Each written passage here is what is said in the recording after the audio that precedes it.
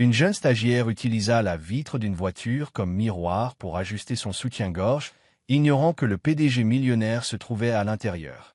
Une jeune stagiaire utilisa la vitre d'une voiture comme miroir pour ajuster son soutien-gorge, ignorant que le PDG millionnaire à l'intérieur de la voiture tombait éperdument amoureux d'elle. Le soleil venait à peine de se lever sur la ligne d'horizon de la ville, projetant une teinte dorée sur les gratte-ciel et scintillant sur les vitres. Dans une rue calme du centre-ville, des voitures élégantes bordaient le trottoir, leurs capots captant la lumière du matin. Une douce brise bruissait dans les arbres, et le monde semblait calme, jusqu'à ce que le chaos arrive sous la forme d'une jeune femme agitée, vêtue d'un chemisier froissé et de talons éraflés. Emma Blake dévalait le trottoir, serrant son sac fourre-tout comme s'il contenait le sens de la vie.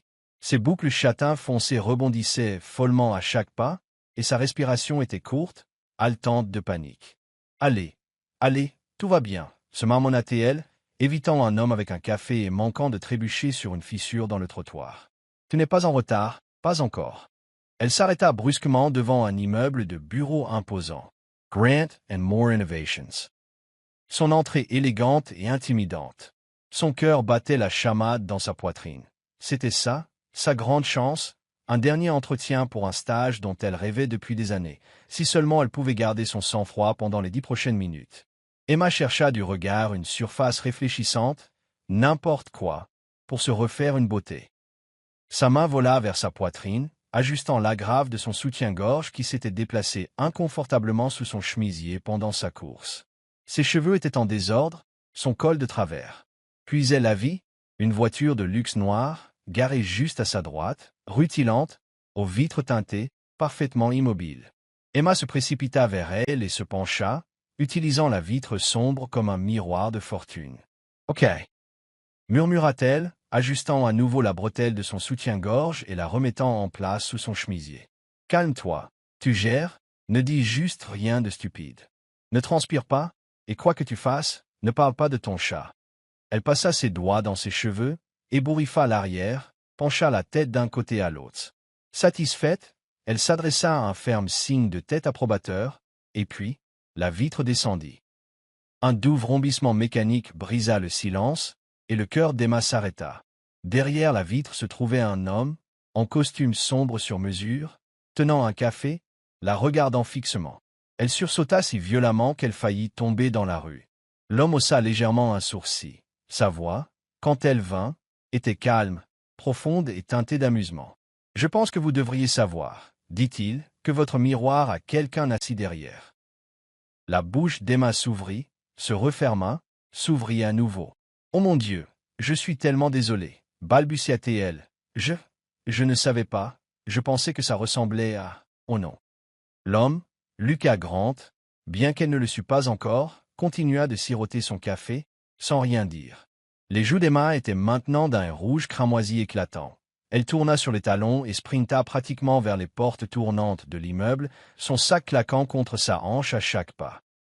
Elle ne s'arrêta que lorsqu'elle fut à l'intérieur du hall, haletante et se hurlant mentalement. « Je viens d'ajuster mon soutien-gorge devant un inconnu, un bel inconnu, dans une voiture très chère. » Elle se cacha derrière une colonne de marbre et enfouit son visage dans ses mains.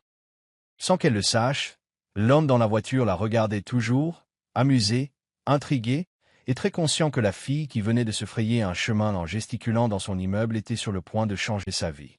Les portes de l'ascenseur se refermèrent avec un léger « ding », et Emma s'appuya contre la paroi métallique fraîche, essayant de reprendre son souffle. Son cœur battait toujours la chamade, non seulement à cause du sprint à travers le hall, mais aussi à cause de l'embarras total de ce qui venait de se passer à l'extérieur.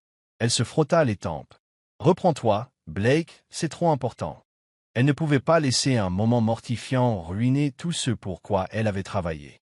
Elle jeta un coup d'œil à son badge d'identification accroché à son chemisier, fraîchement imprimé à son nom. Emma Blake, candidate au stage. Juste un nom, un parmi tant d'autres, rien de spécial, du moins c'est ce qu'elle avait ressenti pendant la majeure partie de sa vie. Emma avait grandi dans une petite ville où tout le monde connaissait tout le monde et où quiconque avait l'air ne serait-ce qu'un peu différent se le voyait rapidement rappeler. Elle avait toujours été du côté des rondes, avec des cheveux sauvages et crépus et un livre constamment collé à la main. Cette combinaison avait fait d'elle une cible facile tout au long de sa scolarité. Elle pouvait encore entendre les chuchotements dans les couloirs, trop bruyantes, trop bizarres, trop.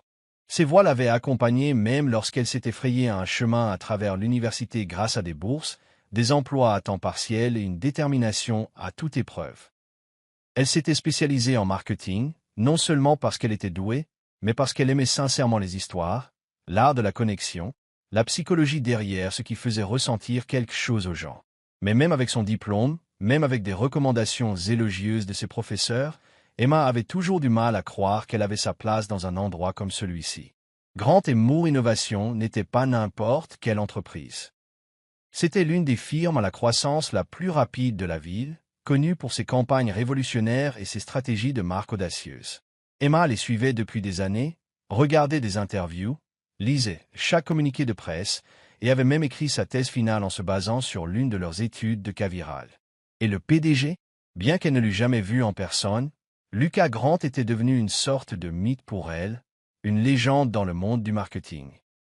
Il donnait rarement des interviews, n'assistait jamais à des galas tapac sans grave-l'œil, et n'avait aucune présence en ligne, à part les annonces commerciales. Mais son leadership était connu, vif, créatif et discrètement brillant. On le disait intense, exigeant, mais juste, un visionnaire. Emma avait lu une fois une citation qui lui était attribuée, tirée d'un discours qu'il avait prononcé dans une université qu'elle n'aurait jamais pu se permettre de fréquenter. Ne faites pas du marketing pour vendre, faites du marketing pour émouvoir les gens. Elle l'avait noté, collé sur son ordinateur portable, et s'en était nourrie lors de chaque séance d'études tardives et de chaque stage sous-payé. C'est pourquoi elle avait postulé ici, pourquoi elle avait tout misé sur cette unique chance. Être vue, prouver, surtout à elle-même, qu'elle pouvait appartenir au cercle dont elle rêvait. Elle ne savait pas que l'homme à qui elle venait pratiquement de montrer son soutien-gorge à l'extérieur était cet homme. Elle ne savait pas que l'étranger amusé et impénétrable dans la voiture noire était Lucas Grant lui-même. Et elle ne savait certainement pas que pendant ces quelques secondes chaotiques où elle ajustait son chemisier et se parlait nerveusement à elle-même, elle avait fait une impression qui resterait gravée en lui bien plus longtemps qu'aucun d'eux ne pouvait l'imaginer. L'ascenseur sonna de nouveau. Emma se redressa, lissa son chemisier et se força à respirer. C'était le moment d'entrer dans la pièce comme si elle y avait sa place. Même si ses joues étaient encore roses, même si son cœur battait la chamade dans sa poitrine. Elle ne savait pas ce qui l'attendait de l'autre côté de ces portes, mais elle savait une chose avec certitude. Elle n'allait laisser personne, ni sa propre peur, la définir. Pas aujourd'hui, plus jamais. Lucas Grant avait une réputation. Dans le monde des affaires, c'était un nom que les gens ne prononçaient pas à la légère. Jeune, incroyablement brillant et d'un calme imperturbable, Lucas avait bâti son empire plus rapidement que la plupart des hommes ne définissent même leur objectif. Chaque décision qu'il prenait était pointue, stratégique et exécutée avec une précision qui ne laissait place ni à l'erreur ni à l'émotion. Il était respecté, admiré, voire un peu craint. Et pourtant, alors qu'il était assis à la tête de la longue salle de conférence aux parois de verre, examinant les dossiers d'admission des stagiaires transmis par les RH, quelque chose d'étrange se produisit. Son défilement s'arrêta. Dossier. Emma Blake, stagiaire en marketing. Âge, 23 ans, récemment diplômée. Dans les 3% meilleurs de sa promotion. Solide portfolio de rédaction. Recommandé par 2 professeurs titulaires. Une photo était jointe, et soudain, l'image du matin précédent, la fille aux cheveux en bataille appuyée contre la vitre de sa voiture, tripotant son chemisier, se murmurant un monologue paniqué, lui revint vivement à l'esprit. Lucas cligna des yeux. Pas possible. Il cliqua sur la photo, l'agrandissant. Les mêmes yeux. La même étincelle brute, anxieuse. Un peu plus composée sur la photo, mais c'était définitivement elle. La fille qui avait, sans le savoir, ajusté son soutien-gorge sur la vitre de la voiture du PDG. Lucas se renversa sur sa chaise, surpris par le sourire narquois qui étirait ses lèvres. Il n'avait pas souri comme ça depuis longtemps. Ce n'était pas de l'amusement, exactement. C'était de la curiosité. Il avait rencontré des centaines de stagiaires, des milliers d'employés, et aucun d'eux ne l'avait fait s'arrêter ainsi. Certainement pas avant même d'avoir prononcé un mot. Il referma lentement le dossier, secouant la tête. Ça allait être intéressant.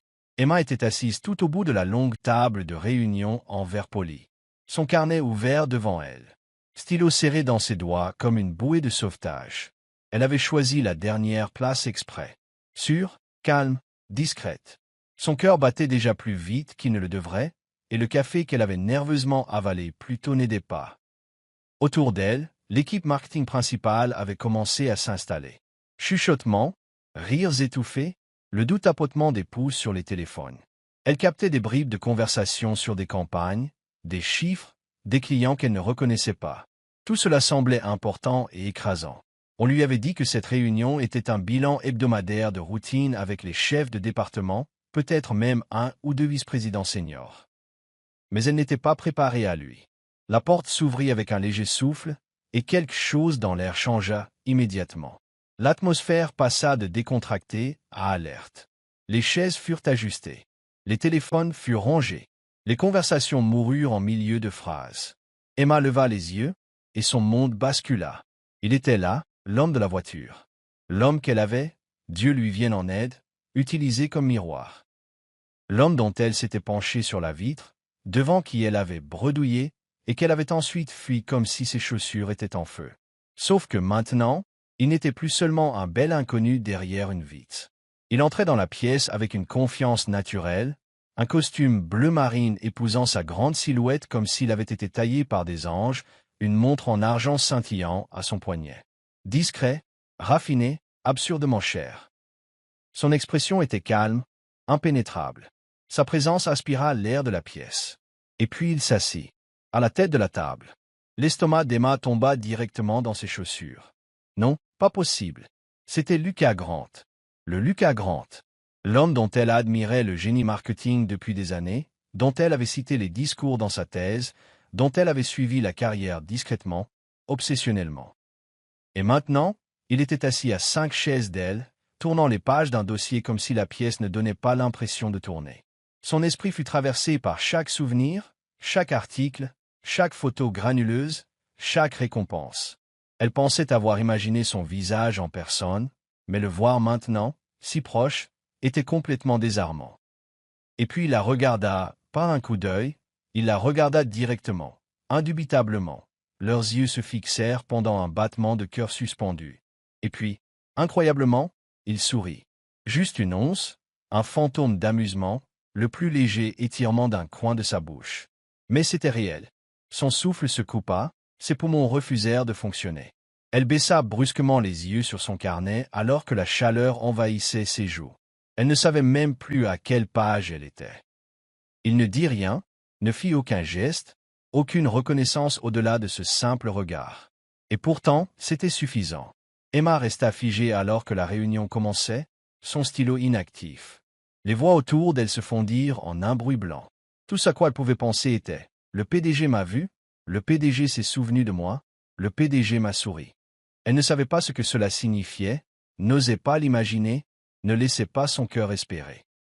Mais quelque part, enfouie profondément sous des années de doute et d'invisibilité, quelque chose en elle s'agita. Quelque chose qui disait « Peut-être, juste peut-être, j'ai de l'importance ». Emma fit de son mieux pour rester invisible. Après cette première réunion déconcertante, celle où son embarras passé était entré en collision avec la vérité stupéfiante que l'homme derrière la vitre teintée de la voiture était Lucas Grant, elle se fit une promesse silencieuse. Plus d'erreurs, plus de contacts visuels, plus d'attention inutile. Elle se fondit dans l'ombre des tableurs, s'enfouit dans les briefs de campagne, et s'assura d'être toujours en avance, silencieuse et totalement oubliable. Elle pensait que c'était le seul moyen de survivre au stage. Le bâtiment bourdonnait d'ambition, et elle avait vu assez de politique de bureau pour savoir que se démarquer pouvait être une arme à double tranchant, surtout quand le PDG vous avait vu une fois ajuster votre soutien-gorge à la vitre de sa voiture. Mais Lucas avait d'autres idées. Cela commença subtilement, de petites choses, des choses que personne d'autre ne semblait remarquer. Au début, Emma fut affectée à des tâches de stagiaire de base. Prise de notes, classement, aller chercher des cafés. Elle accueillit la routine. Mais un lundi après-midi, alors qu'elle finissait d'examiner une pile de données sur les tendances du marché pour un analyste junior, son email sonna.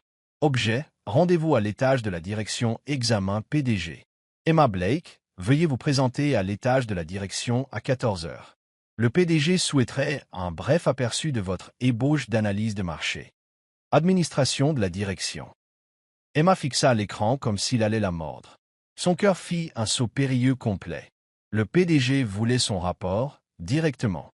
Elle arriva à l'étage de la direction, tremblante à l'intérieur. Le silence là-haut était différent, épais, élégant, comme si l'air était plus riche et les enjeux plus élevés.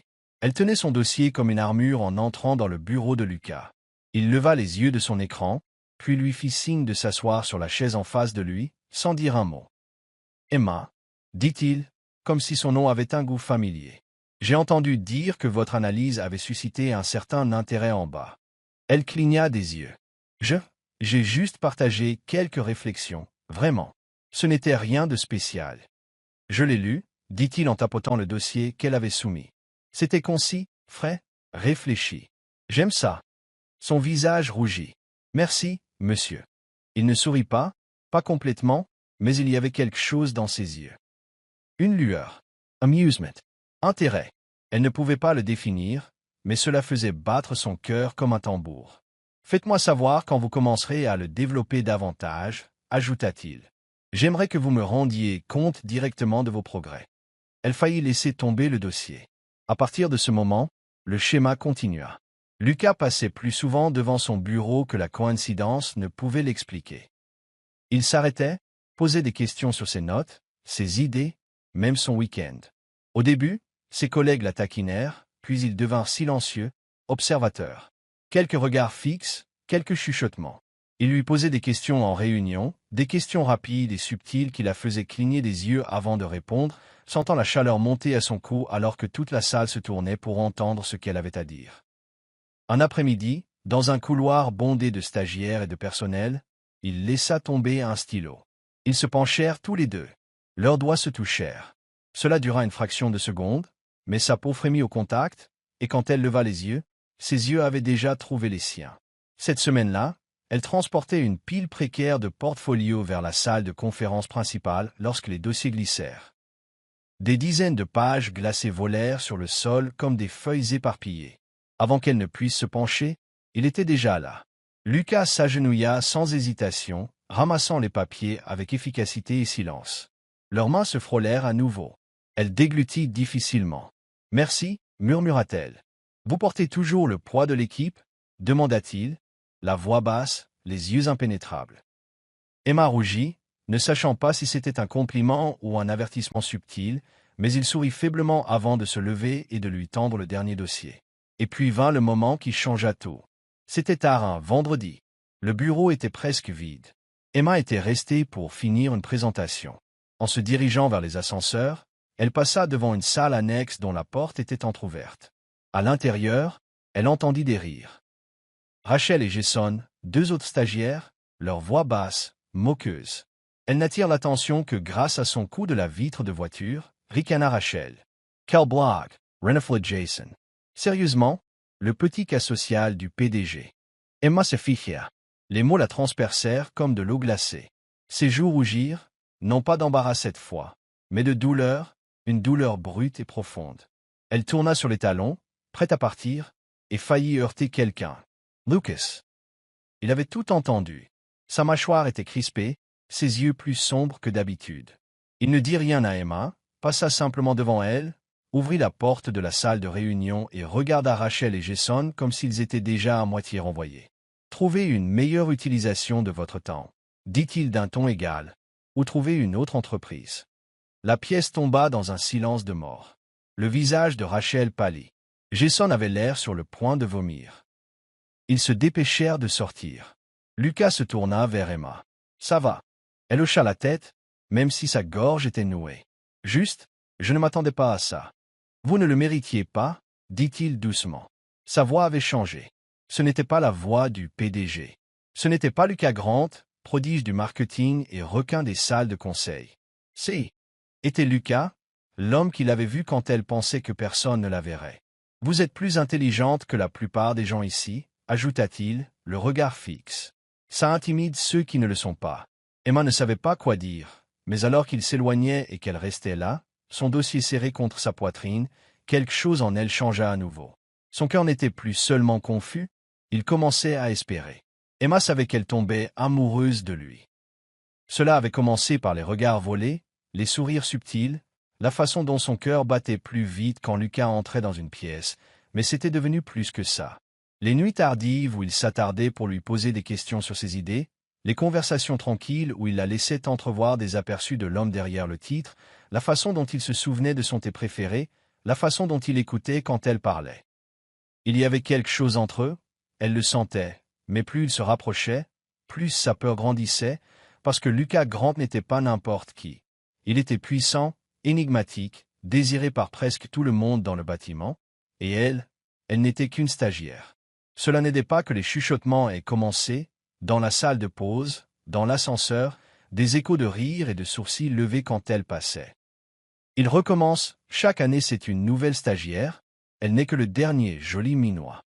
Emma essayait de l'ignorer, essayait de croire que ce qu'elle voyait dans ses yeux importait plus que ce que les autres disaient, jusqu'à ce qu'un après-midi elle entre dans les toilettes et entende son nom.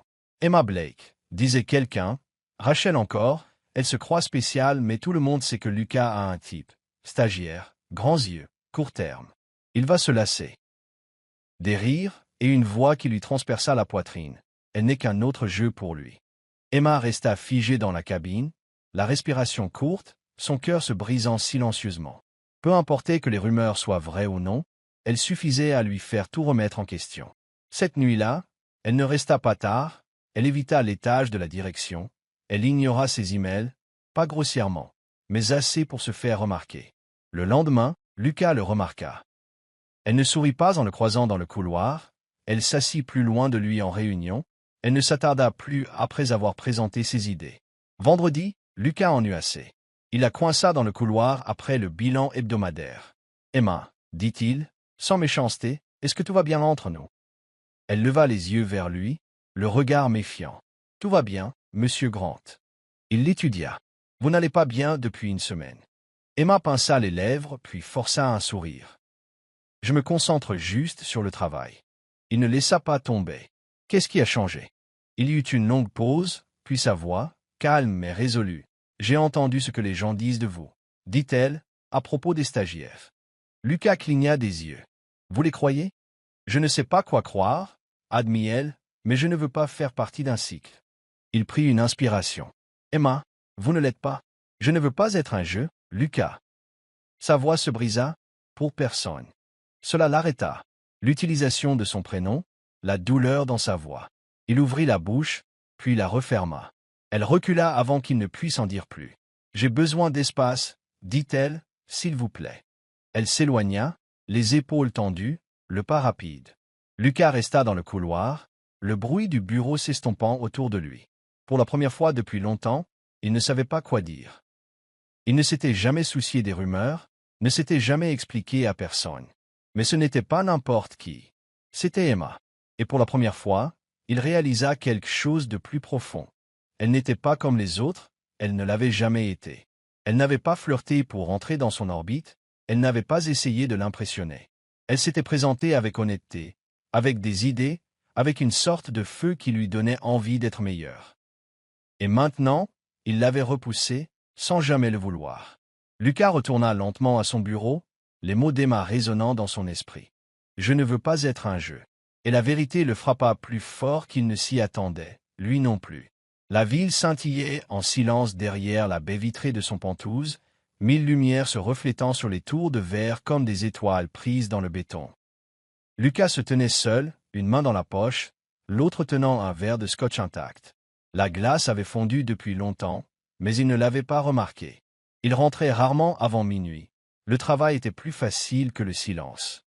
Mais ce soir, le silence était tout ce qu'il avait, et l'écho de la voix d'Emma dans sa tête.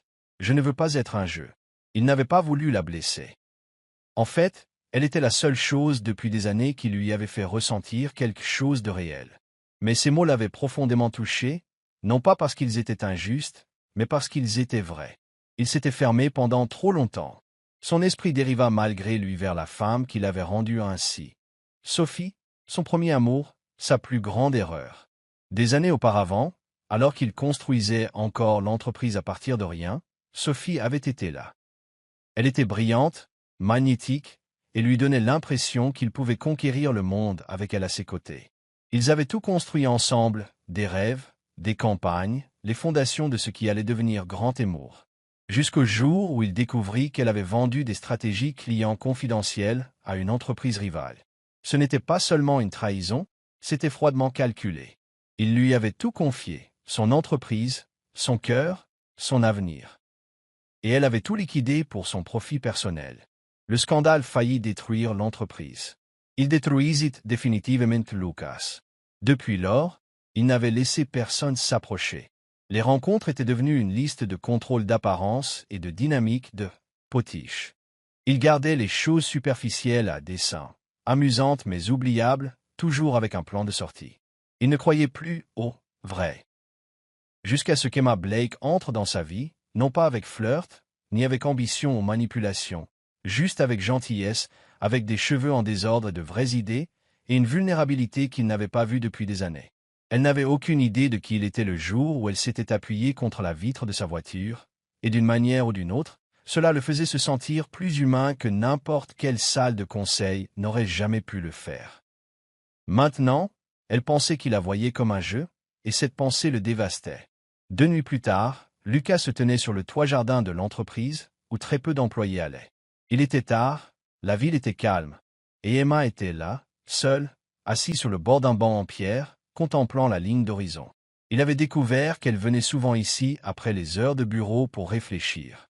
Il s'approcha lentement. « Ça vous dérange si je m'assois » demanda-t-il doucement. Emma se tourna, surprise, mais ne protesta pas. « Bien sûr. » Ils restèrent assis en silence pendant un moment, le vent agitant doucement ses cheveux, et elle serra son pull plus près d'elle. « Je vous dois une explication, » dit finalement Lucas. « Non, » répondit Emma, sans le regarder.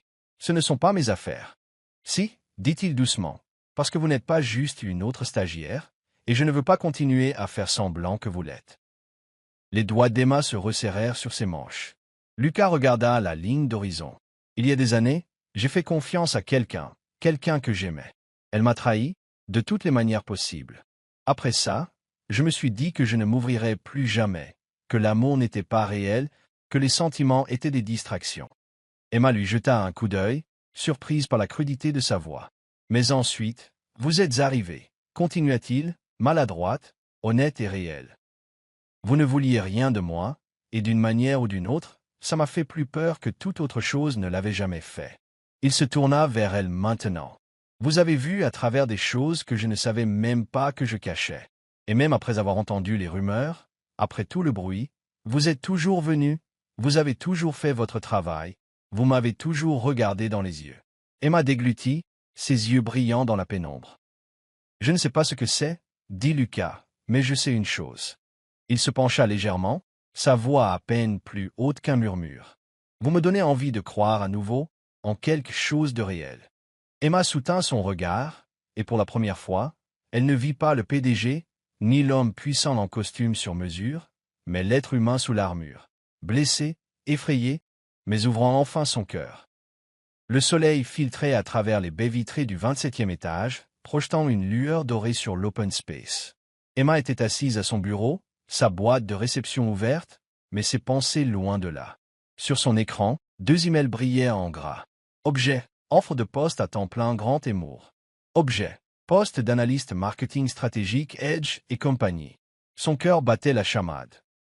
Après des mois à tout donner, nuit tardive, petit matin, et des montagnes russes d'émotions, elle avait enfin réussi. Les RH lui avaient officiellement offert un poste à temps plein, un emploi de rêve, travaillant pour l'une des agences de marketing les plus respectées du pays. Mais ensuite, il y avait eu Edge & Co., une agence innovante en plein essor à San Francisco qui avait vu sa présentation de projet en ligne et lui avait offert un contrat lucratif, presque le double de ce que Grand Émour pouvait offrir. Elle avait l'impression qu'elle devrait célébrer, mais sa poitrine était serrée, son esprit en conflit. Il ne s'agissait plus seulement d'emploi maintenant, il s'agissait de Lucas. Il n'avait rien défini, pas encore. Après la nuit sur le toit, les choses entre eux s'étaient adoucies, plus réelles, plus hésitantes. Il lui avait donné de l'espace, mais sa présence persistait dans chaque regard croisé dans le couloir, chaque sourire discret. Il y avait un magnétisme entre eux qu'aucun n'osait nommer, mais que tous deux ressentaient profondément. Et maintenant, elle se tenait au bord de quelque chose qu'elle ne savait pas comment naviguer. Cet après-midi-là, Lucas l'appela dans son bureau. Il était calme, posé comme toujours, mais ses yeux contenaient quelque chose de plus silencieux, de plus vulnérable. « J'ai entendu parler de l'offre, » dit-il en lui faisant signe de s'asseoir. Emma hocha la tête, serrant le dossier sur ses genoux. Elle est arrivée hier soir. Il ne lui demanda pas ce qu'elle choisirait, n'essaya pas de la convaincre de rester. Au lieu de cela, il se renversa sur sa chaise et la regarda comme un homme pesant chaque mot.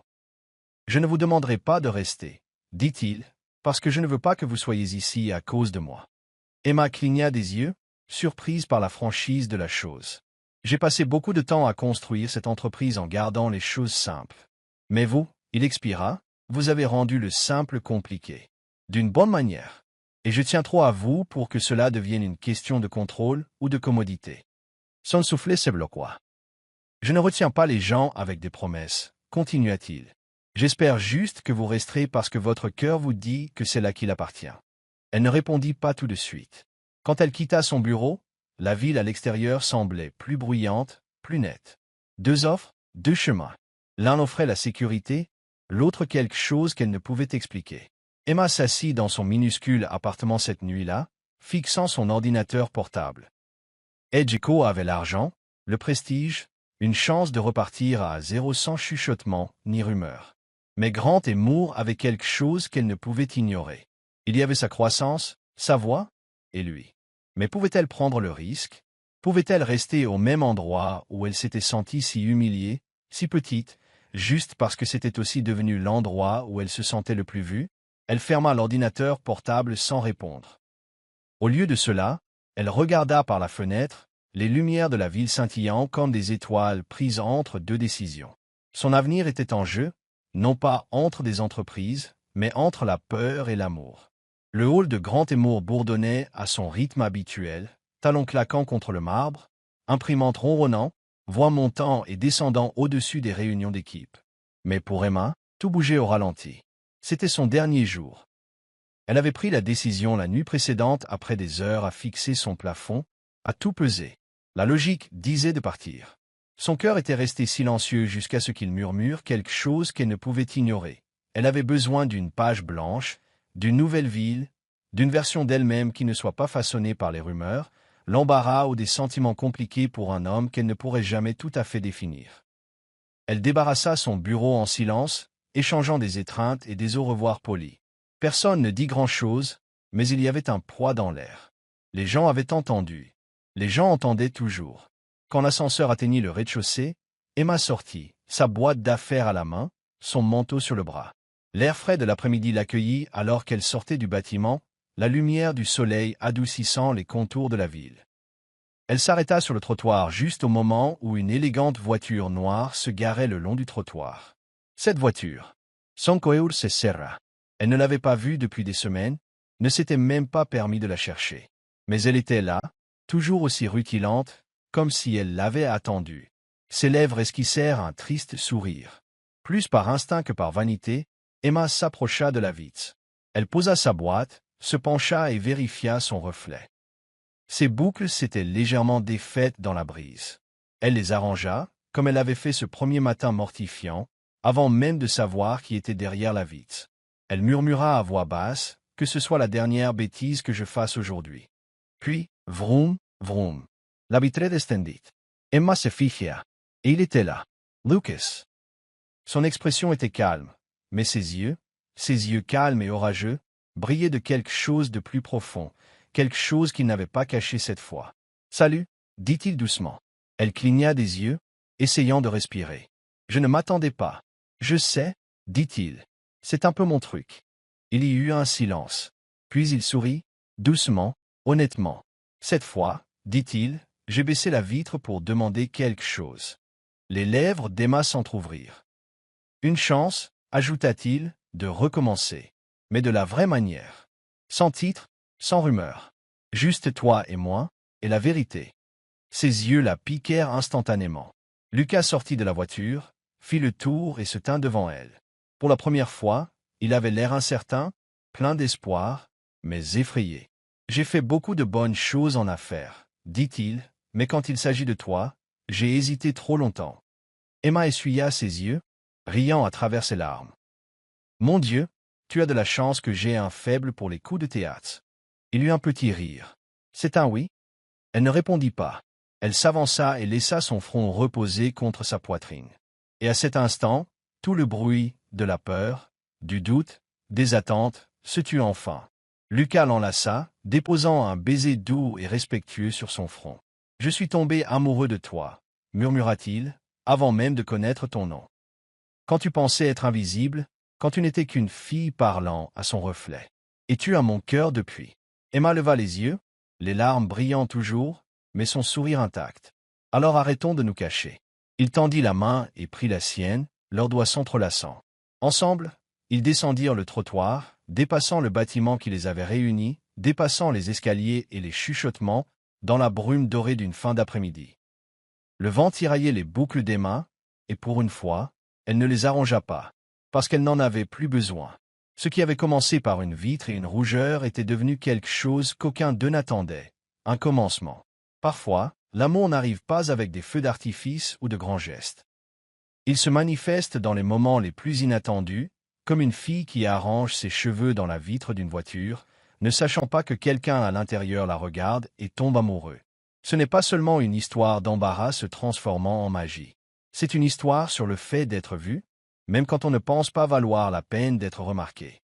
C'est une histoire de seconde chance, de connexion réelle, et du genre d'amour qui ne joue pas à des jeux, il guérit. Si cette histoire a touché votre cœur, vous a fait sourire, ou vous a rappelé de croire aux débuts inattendus, n'oubliez pas d'aimer, de partager et de vous abonner à Histoire touchante, où chaque récit est fait pour vous émouvoir, vous élever et vous rappeler que l'amour est toujours plus proche que vous ne le pensez. Merci d'avoir regardé. Jusqu'à la prochaine fois, gardez votre cœur ouvert et votre âme émue.